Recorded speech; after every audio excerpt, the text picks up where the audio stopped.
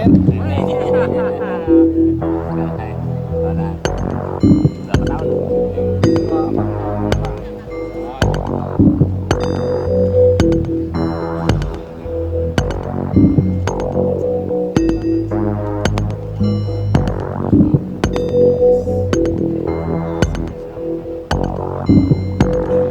Kita off kan, kita matikan secara ininya operasionalnya, jadi kita hentikan dulu sampai ada kejelasan terkait apa penyebab ini.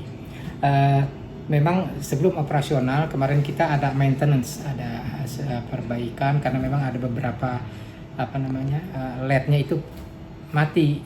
Kita perbaiki itu dengan pihak ketiga, dengan rekanan gitu ya.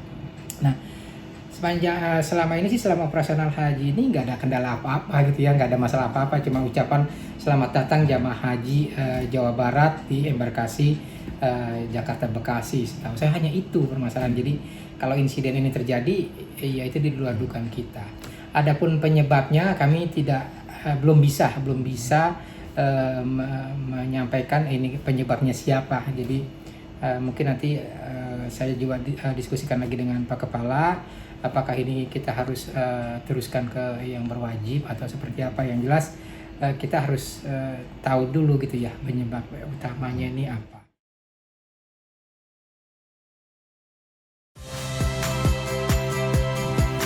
Saya Cynthia Rompas.